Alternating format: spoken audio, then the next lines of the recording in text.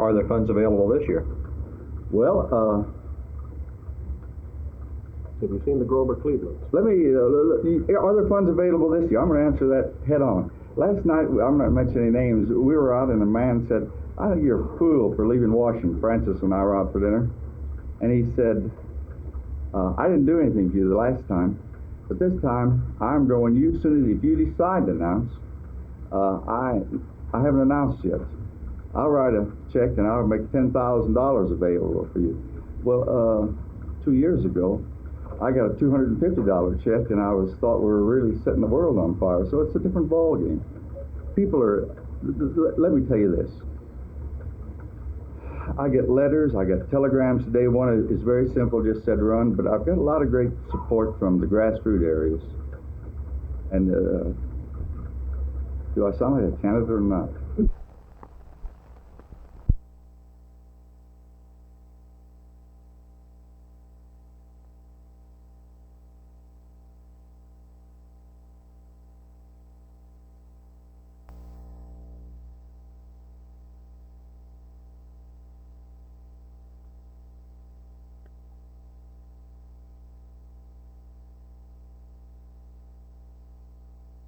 I admired the man.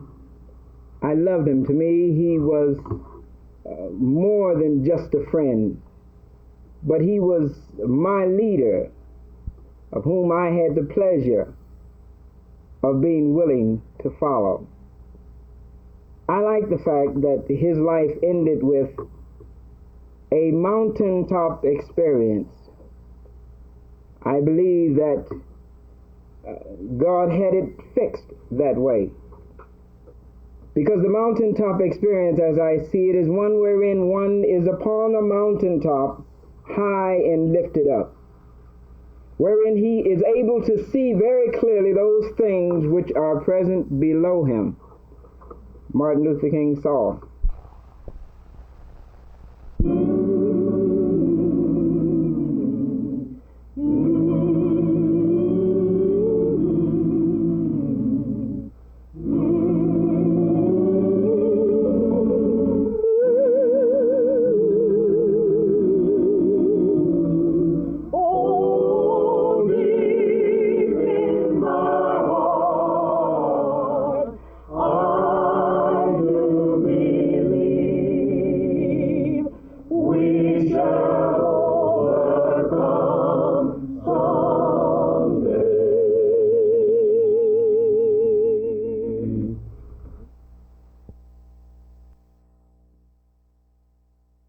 Senator Yarber, do you question overall the Nixon administration's priorities in funding federal programs? Yes. Oh, sure. Which ones and why?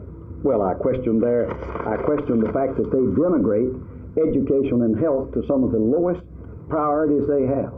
They put in $750 million on ABM, and I've been listening for weeks there to experts from MIT who've worked for the Defense Department. Expert scientists say this wasn't needed, and it hadn't been proven that it worked, and they put that as a priority. They put priority of supersonic transport of some $500 million. Well, the Boeing's got a big transport that'll go 600 miles an hour and carry 350 people. I think that to educate the youth and take care of the health of the people is the first priority.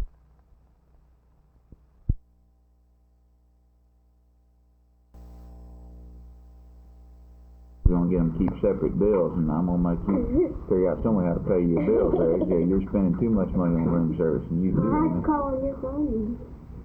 Well, You're allowed. Yes, you're allowed. Are you looking forward to moving back up in the Capitoline? Where you going to have your own bedroom? Yes. Are you? Mm-hmm. Rather than here. You can stay here a while longer.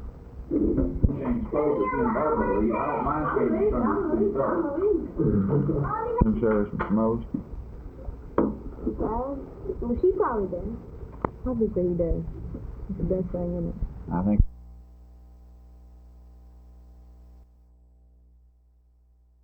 Our nation has more than half of its population is women. We have many qualified women in the county to choose from, and our particular candidate is very well qualified. How did your group that you represented this morning get together? Was this an organized group, or did you just kind of coalesce? Well, I would say that it was not an organized group. There were many organizations represented. These are many different organizations of women who are interested in their community and who are interested in women being given the opportunity to serve their community in such ways as this board appointment. Now that you've spoke your piece, are you just going to let it at that, or are you going to keep on this cause and others? Well, we are going to keep on this cause and others, and we plan to come back if nothing is done within a reasonable period of time. As I understand, the court didn't want to do more than take it under advisement today because they did not have a full court. We will keep a watch on the attendance at the court, and when they have had a full court, and if they still have not taken any action, we'll be back to talk to them about it. Do you anticipate forming any kind of formal women's group geared specifically to this cause? No, I don't think that's been thought of. That might be a good idea.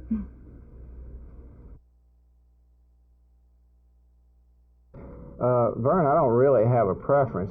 Naturally, we would like to stay in the bigger stadiums and in the warm weather climates mostly. We hate to lose a team like New Orleans, for example, because I think we are starting to develop a pretty good rivalry with New Orleans, and we would hate to lose them. I would expect that we would go into the western region with Los Angeles and San Francisco, because it's just natural that either St. Louis, ourselves, or maybe they'll break up the ice belt, and tie it on out to the west coast. But I just feel like we'll end up out there, though. I would assume that ice belt is the one which you would prefer to avoid, if at all possible, simply because of the weather conditions in the small stadiums. Well, I think it's, economically and everything, that it's not the best spot to be. I'm sure that they would like to break up that situation up there, because it looks like now that Detroit and Minnesota will replace Baltimore and LA as a real strong division if those two teams happen to be in it, because they were the best this year, I thought, at the end.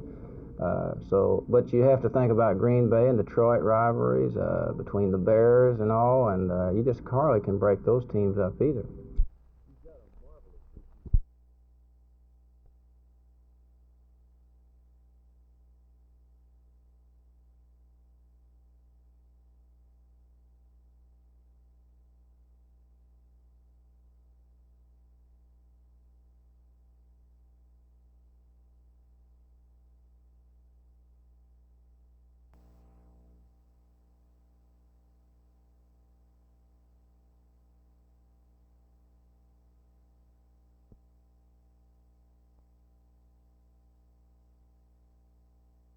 The oldest rock that we've dated is the breccia, the dust and accumulated dust on the surface, and it is about 4.6 billion years old.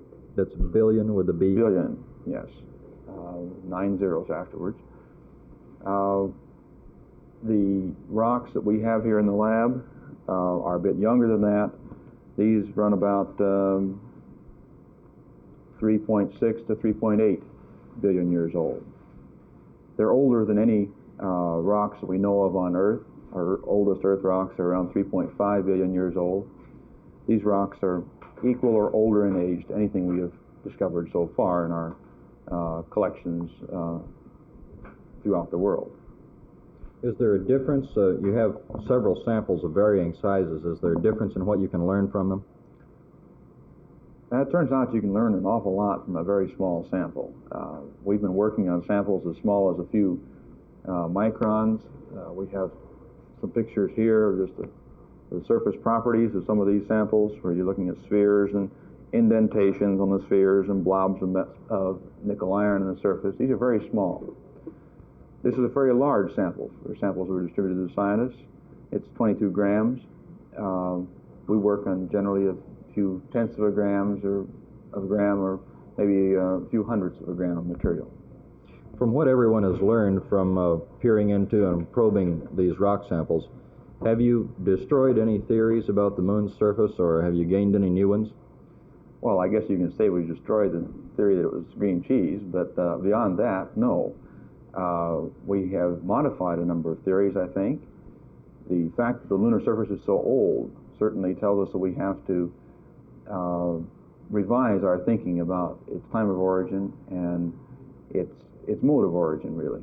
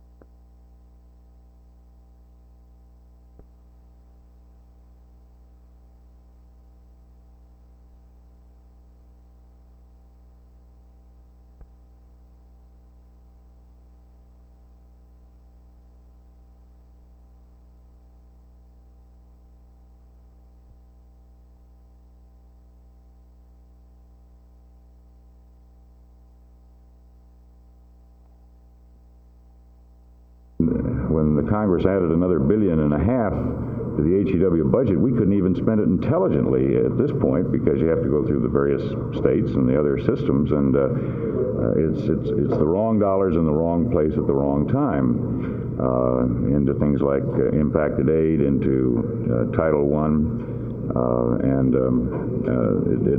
we just think it's not only inflationary, it's irresponsible, and we think the priorities of Congress are not our priorities. They're putting it into programs that have not worked, And we'd like to see our priorities, obviously, and we had this sort of shootout at OK Corral is what it's come down to.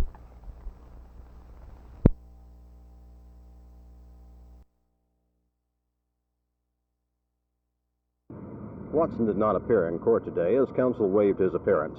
But Judge David Brown granted a 30-day continuance after attorneys for the defense asked for 60 days to prepare for evidence. County Attorney Tom Ryan argued, however, that all of the material evidence the defense was seeking was not germane to this case, and that extradition was sure as death itself, and the only thing that the defense was seeking was delay. Also at issue today was the extradition, whether the extradition was valid and whether this is the same Charles Watson that is wanted for the murders in California. Fingerprint experts testified that the same prints found in California matched those of Charles Watson here in McKinney. Later, I talked with Officer Jerry Bowen of the Los Angeles Police Department about those prints. Officer Bowen, you were the fingerprint section of the Los Angeles Police Department. You were at the scene of the crime involved in this case. What did you find there? Well, I can only tell you what I testified here in court today, that I found prints on the front door of the Tate residence. What led you to believe that these prints were the same as those of Charles Watson? Well, numerous prints were checked against these prints that were found. The prints from Watson were brought down from Homicide Division. Defense attorneys argue that the prints that were issued in court today were not valid, as they were strictly copies. But Judge Brown overruled them and set the next hearing for February the 16th. This is Carl Mayo McKinney, Channel 8 News.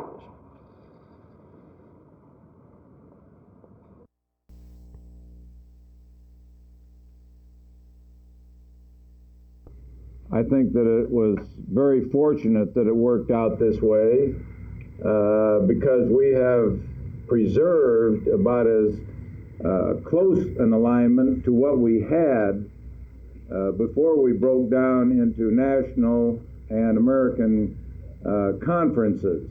And our whole intent in the merger and in the alignment was to retain the competition between the American Football League and the National Football League on as close a basis as we could.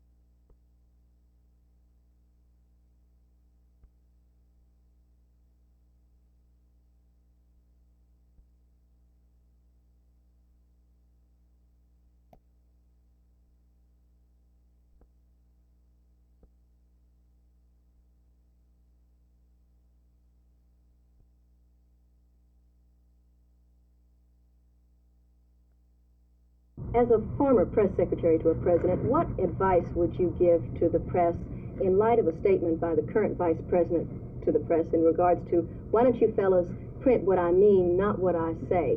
Where should the press go in a state like that? Well, I think the press, the only sensible thing for the press to do is to weigh very seriously what the vice president said.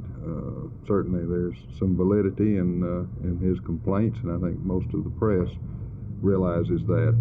I don't think the press, and particularly the television industry, ought to lose its cool over this recent flap.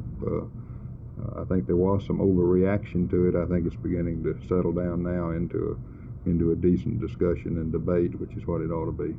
In historic terms, do you think that the relationship between the White House and the press is in any greater danger now than it was, say, when you were involved in this? No, I really don't see much difference between President Nixon's press relations and his general approach to the press. Any different than what President Johnson did, and I'm somewhat familiar with the previous president's press relations, and I don't see a great deal of difference in it. There's a difference in personality of the president, and there's a difference in attitudes of the press toward different presidents, but I don't really see any danger in anything right now of this nature.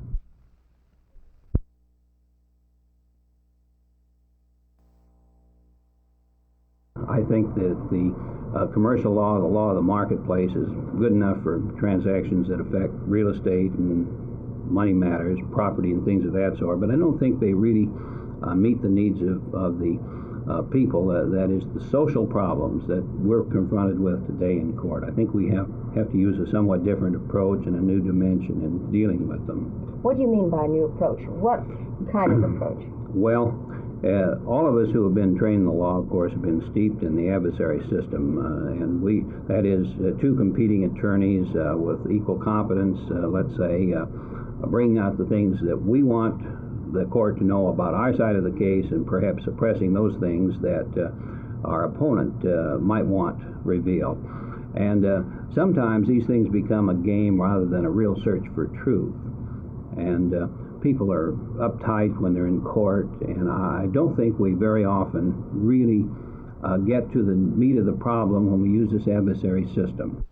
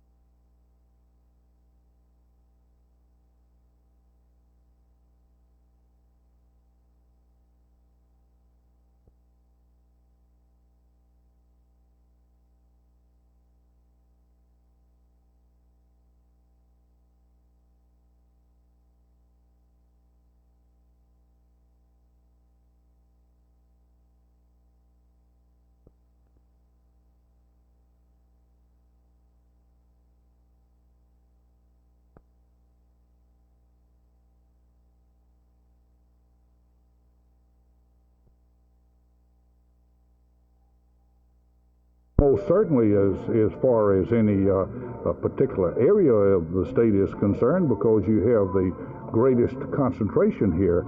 Now, I'm not really renowned as any world traveler or even around the United States, but I don't offhand recall any other coastal area that in, say, 3 or 4 states would have as much total industrial activity, in particular petrochemical and the allied industries that you find here, that you find, say, on the Houston Ship Channel, for instance, of 50 miles, that you've got more than you'd have, as I recollect, on any 4 or 5 or 6 states' total activity in most of the rest of the country, excusing perhaps New Jersey and that immediate area up there, Los Angeles and the Louisiana coast. I don't recall any other area that you'd have so much concentration in so small a place. And when you take the total amount of water that and waste in activity on a 50-mile stretch that you have there, you're certainly not dealing with the same sort of situation that you have when you have hundreds and hundreds of miles.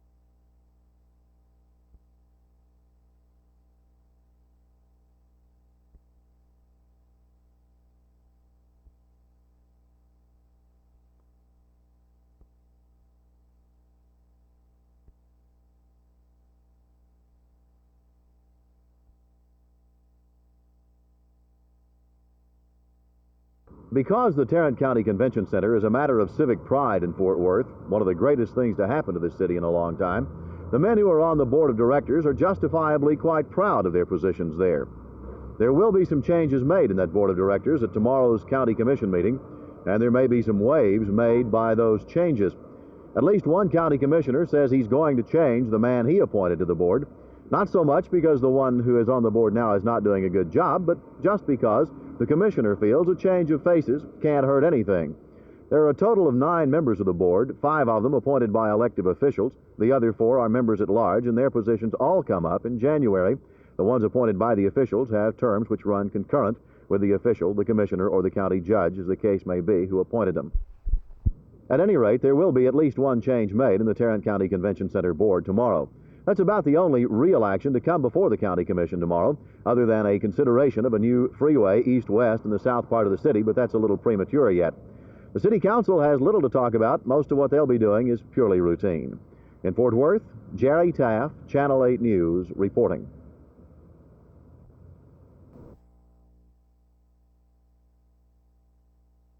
If the person fails to file under the statutes, he is subject to deportation and also criminal prosecution. But such drastic measures are not taken in those cases where the failure to file is non-willful. How long must an alien live in this country before they can become a citizen? Well, simply living in this country does not ever entitle an individual to apply for United States citizenship. But if the alien enters the country as a permanent resident, after he has lived here 5 years under the general rule, he may petition for United States citizenship. Now, an exception to that is the alien who is married to a United States citizen for 3 years, the same United States citizen. That person can apply for citizenship after he has lived here 3 years.